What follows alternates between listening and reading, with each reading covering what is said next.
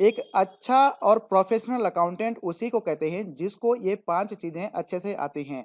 और अगर आप अपने अकाउंटिंग करियर को अच्छा बनाना चाहते हैं, एक अच्छा प्रोफेशनल अकाउंटेंट बनना चाहते हैं या फिर आप अकाउंटेंट की जॉब में अच्छी सैलरी पाना चाहते हैं, तो आप इन 5 स्किल्स पे काम करना स्टार्ट करिए और इन 5 चीज़ों में एक्सपर्ट बन जाइए। इससे ना केवल आपको एक अच्छा अकाउंटेंट और एक अच्छी अकाउंटेंट की जॉब मिलने में आसानी रहेगी, बल्कि आप जहाँ पे जॉब करेंगे, आप अपनी अकॉर्डिंगली सैलरी की डिमांड भी कर सकते हैं, क्योंकि ये 5 स्किल्स आपके अकाउंटिंग को काफ़ी एडवांस बना देंगी।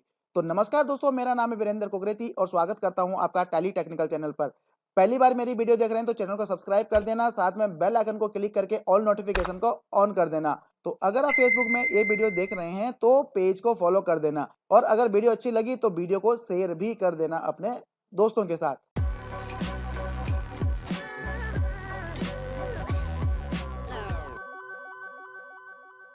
तो दोस्तों, अगर आप एक अकाउंटेंट हैं और आपको अच्छी जॉब नहीं मिलती है या अकाउंटिंग की जॉब में आपको अच्छी सैलरी नहीं मिलती है या आप अभी लर्नर हैं, अभी आपने अकाउंटिंग करियर स्टार्ट ही किया है, तो आज मैं आपको 5 ऐसे अकाउंटिंग स्किल्स के बारे में बताऊंगा। अगर आपने ये अच्छे से सीख लिए, ये अच्छे से आपको आती हैं, तो आपकी जॉब को कोई नहीं रोक सकता। अगर आपको ये चीजें आती हैं ना, तो आप खाली नहीं बैठ सकते, किसी न किसी कंपनी में कहीं कहीं ना कहीं आपको जॉब मिल जाएगी और अच्छी सैलरी पे जॉब मिल जाएगी। तो बात करते हैं कि वो 5 स्किल्स कौन-सी हैं जो कि एक अकाउंटेंट को प्रोफेशनल अकाउंटेंट बनाती हैं या आपके अकाउंटिंग करियर को अच्छा बना सकती हैं। Number 1, banking management. अब बैंकिंग मैनेजमेंट का मतलब ये नहीं कि आपको बैंक का पूरा काम आना चाहिए। आपको अकाउंटिंग के लिहाजे से जितना काम होता है, एक तो होता है कि आप नॉर्मल डेबिट क्रेडिट की एंट्री करते हैं, बैंक को मैच कर दिया आपने, बैंक के बैलेंस को मैच कर दिया। तो इतना ही नहीं, इसके अलावा आपको बैंकिंग में बहुत कुछ सीखने की जरूरत है। जैसे कि बैंक को कैसे रिकंसाइल करते हैं, और रिकंसाइल ऐसे नहीं कि मैनुअल करते हैं, ऑटो रिकंसाइल कैसे करते हैं एक सॉफ्टवेयर की मदद से, ये आपको अच्छे से आना चाहिए। साथ में आपको चेक मैनेजमेंट भी आना चाहिए, कंपनी में जो चेक बुक्स होती हैं उनको कैसे मैनेज करना है। बैंकिंग में तीसरी चीज आपको क्या आनी चाहिए? बैंकिंग में तीसरी चीज आपको डॉक्यूमेंटेशन आनी चाहिए कि बैंक के लिए कौन कौन से डॉक्यूमेंट्स किस तरह से तैयार किए जाते हैं। तो एक अकाउंटेंट को ये चीजें सबसे पहले आनी चाहिए। बैंकिंग अकाउंटिंग का पहला और बहुत ही इंपॉर्टेंट स्किल है। ये आपको नहीं आता तो आप अकाउंटिंग नहीं कर सकते हैं। किसी भी कंपनी में आप जाएंगे तो सबसे पहले आपसे यही पूछा जाएगा कि भाई आपको अकाउंटिंग आती है? तो अकाउंटिंग में क्या क्या आता है? क्या आपको बैंकिंग आता है, बैंक मेंटेन करना आता है? बैंक में भी इतनी सारी चीजें जो है आपको मेंटेन करनी आती हैं। तो अगर आपको आती हैं तो फिर आगे बढ़ेंगे, अगर आपको यही नहीं आती हैं तो आप वहीं पे ही फेल हो जाएंगे। तो बैंकिंग में आप इन सारी चीजों को, bank reconciliation, auto bank reconciliation, check management, document management, तो ये चारों चीजें आपको अच्छे से आनी चाहिए। अगर आपको नहीं आती हैं तो इसके लिए बहुत सारी वीडियो आपको यूट्यूब में मिल जाएंगी कि इनको कैसे करते हैं, जो सॉफ्टवेयर आप यूज करते हैं उसमें इस चीज को कैसे मेंटेन करते हैं। तो आपको पेपरलेस अकाउंटिंग करनी है, यानी कि आपको पेपरलेस अकाउंटिंग आनी चाहिए। सारी चीजें, ऐसा नहीं कि आप सभी सभी चीज का मैनुअल डॉक्यूमेंट बना रहे हैं, तो ऐसा नहीं है, सब चीज ऑटोमेशन में आपको आनी चाहिए। तो बात करते हैं दूसरे और भी ज्यादा इंपॉर्टेंट स्किल्स के बारे में। तो दोस्तों, दूसरी जो स्किल्स है वो है इनवाइजिंग। आपको बिलिंग आनी चाहिए। जो भी सॉफ्टवेयर आप यूज करते हैं, मैं नहीं कहता कि आप टैली यूज करते हैं, बिजी यूज करते हैं या कोई दूसरा सॉफ्टवेयर यूज करते हैं, जो भी सॉफ्टवेयर आप यूज करते हैं, क्योंकि अकाउंटिंग के लिए सॉफ्टवेयर तो आप यूज करते ही होंगे। मैनुअल अकाउंटिंग का तो जमाना अब गया। तो जो आप जिस सॉफ्टवेयर में आप अकाउंटिंग करते हैं उस सॉफ्टवेयर में आपको बिलिंग करना आना चाहिए। और बिलिंग करना ही एक बड़ी बात नहीं है, बिलिंग को सही तरीके से करना, उसमें जो डिटेल्स जारी हैं वो सही हैं या नहीं है, आपकी टैक्स की कैलकुलेशन सही है या नहीं है, टैक्स उसमें लग रहा है कि नहीं लग रहा है, उसमें किस तरह का टैक्स लगना चाहिए, जीएसटी लगना चाहिए, टीसीएस लगना चाहिए या और भी अगर कोई टैक्स लगना चाहिए तो वो प्रॉपर लग रहे हैं कि नहीं लग रहे हैं, उस चीज की कैलकुलेशन आपको आनी चाहिए। और ये कंपनी के लिए अकाउंटिंग में बिलिंग सबसे ज्यादा मायने रखती हैं। और जब सेल होगी, चाहे वो गुड्स की होगी या सर्विस की होगी, तो इनवाइस तो बनाना ही पड़ेगा। और इनवाइस बनाएंगे तो उसमें टैक्स भी तो लगेगा ही लगेगा, चाहे वो कोई आइटम एग्जाम्प्ट जरूर हो, लेकिन टैक्स तो उसकी जो कैलकुलेशन है वो तो आपको देनी पड़ेगी कि भाई उसका कितना असेसेबल वैल्यू है, और अगर एग्जाम्प्ट है तो क्यों एग्जाम्प्ट है, उसका नोटिफिकेशन भी उसमें आता है। तो ये बहुत सारी चीजें आपको बिलिंग में ध्यान रखनी, तो आपको प्रॉपर बिलिंग आनी चाहिए। बात करते हैं तीसरे इंपॉर्टेंट स्किल्स के बारे में। तो तीसरा जो इंपॉर्टेंट स्किल है दोस्तों वो है जीएसटी रिटर्न। आज की डेट में इंडिया में अकाउंटिंग में जीएसटी रिटर्न पहले जैसे कि वैट था, आज की डेट में जीएसटी के बारे में आपको पता होना चाहिए। जीएसटी क्या होता है, जीएसटी में किस तरह से काम करते हैं, वो भी ऑटोमेशन में। ऐसा नहीं कि सारी चीजें आप मैनुअल कर रहे हैं, नहीं, वो जमाना अब गया। वो अकाउंटेंट आज की डेट में फेल हो गए हैं, या वो अकाउंटेंट आज की डेट में ना के बराबर हो गए हैं जो मैनुअल अकाउंटिंग करते थे।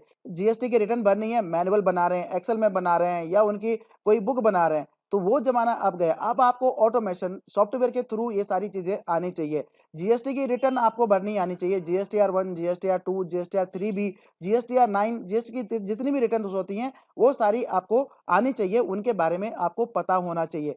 क्योंकि टैक्स एक ऐसी चीज़ है अकाउंटिंग का, जो कि बहुत ही इम्पोर्टेंट पार्ट आ जाता है बैंकिंग के बाद। तो आपको टैक्सेशन में जीएसटी के बारे में पूरा पता होना चाहिए। जीएसटी की ऑटोमेशन रिटर्न कैसे जाती हैं वो पता होना चाहिए। जीएसटी के साथ साथ आपको उस सॉफ्टवेयर के बारे में भी जानना पड़ेगा कि उस सॉफ्टवेयर में वो चीजें कैसे मेंटेन होती हैं। तो बात करते हैं फोर्थ नंबर के स्केल के बारे में। तो फोर्थ नंबर का स्केल है दोस्तों इन्वेंट्री मैनेजमेंट। आपको इन्वेंट्री मैनेजमेंट आना चाहिए। जैसे कि आपको पता है कि अकाउंटिंग तो होती ही है, अकाउंटिंग में जो आपकी इन्वेंट्री है, इन्वेंट्री बहुत बड़ी भूमिका अदा करती है। अब अलग अलग इंडस्ट्री में अलग अलग ही इन्वेंट्री होती हैं, और इन्वेंट्री अपने आप में बहुत बड़ा चैप्टर है। तो इन्वेंट्री मेंटेन करना आपको आना चाहिए कि जो रॉ मटेरियल है, रॉ मटेरियल की परचेज कैसे होती है, फिनिश गुड्स कैसे बनता है, प्रोडक्शन की एंट्री कैसे होती है, और ये सारी चीजें आपको सॉफ्टवेयर में आनी चाहिए। मैनुअल बिल्कुल नहीं, कई बार बोल चुका हूं, मैनुअल कुछ भी नहीं।